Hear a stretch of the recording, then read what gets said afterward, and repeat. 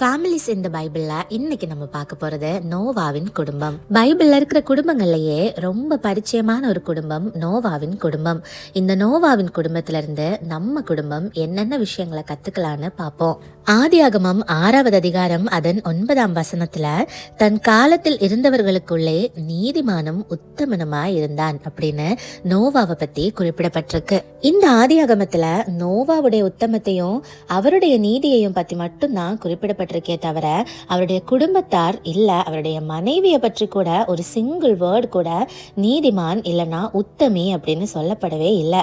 இருந்தாலும் நோவாவை காப்பாற்றும் போது தேவன் அந்த குடும்பத்தையே மொத்தமா ரட்சிக்கிறார். எதுக்காக நோவாவுடைய குடும்பத்தையும் சேர்த்து தேவன் ரட்சித்தார்னு உங்களுக்கு தெரியுமா? உலகத்தில் அக்கிரமம் பெருக பெருக உலகத்தை அழிக்கணும்னு தீர்மானித்த தேவன் நோவாவை மட்டும் நீதியின் கண்ணோட பார்க்கிறார். நோவாவுக்கு மட்டும் தயவு கொடுக்கிறார். நோவாவையும் அவர் குடும்பத்தையும் நினைத்தருளுகிறார். எதுக்காக நோவாவுடைய குடும்பத்தை நினைச்சாருன்னு தெரியுமா?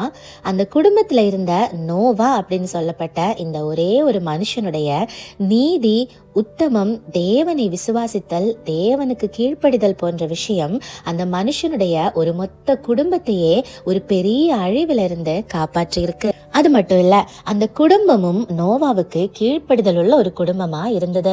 மொத்த உலகமும் நோவாவை பார்த்து நகைத்தப்போ அந்த குடும்பம் நோவா சொன்ன விஷயங்களை ஏற்றுக்கொண்டு பேழைக்குள்ள பிரவேசிக்கிறாங்க.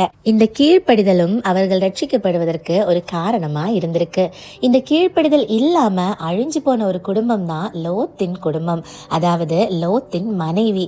லோத்தின் மனைவி தேவன் கொடுத்த கட்டளையை மீறி திரும்பி பார்த்து அந்த இடத்துலயே உப்பு தூணா நின்னுருவாங்க. சரி, நோவாவும் லோத்தும் உப்பு தூணும் இந்த விஷயங்கள் எல்லாம் நமக்கு ரொம்ப ரொம்ப பரிச்சயமான விஷயங்கள். இதெல்லாம் ஒரு சைட்ல வச்சுட்டு நோவாவின் குடும்பத்துல இருந்து ஒரு குடும்பமா நம்ம என்ன கத்துக்கலாம் அப்படின்னு பார்ப்போம். உங்க வாழ்க்கையில இல்ல உங்க வீட்டுல நீங்க ஒரே ஒரு ஆள் மட்டும் பைபிள் எடுத்துட்டு தேவாலயத்துக்கு போறவங்களா இருக்கலாம். இல்ல தேவாலயத்துக்கு போக முடியலையா, வீட்டுல இருந்து நீங்க ஒரே ஒரு ஆள் தேவனை விசுவாசித்து ரட்சிக்கப்பட்டு அவரை நோக்கி கூப்பிடுறவங்களா இருக்கலாம். இன்னைக்கு உங்களை பார்த்து நான் ஒரு நற்செய்தி சொல்றேன்.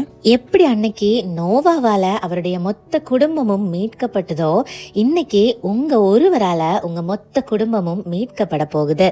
யார் என்ன சொன்னாலும், உலகமே ஏதாவது சொன்னாலும் எதையுமே காதுல வாங்காம இன்னைக்கு போயிட்டு இருக்கிற மாதிரி இதே உத்தமத்தோடும் நீதியோடும் தனியானாலும் தைரியமா முன்னாடி போங்க. தேவன் கண்டிப்பா உங்களையும் உங்கள் மூலமா உங்க குடும்பத்தையும் ஒரு நாள் மீட்டெடுப்பார். கண்டிப்பாக ரட்சிப்பார்.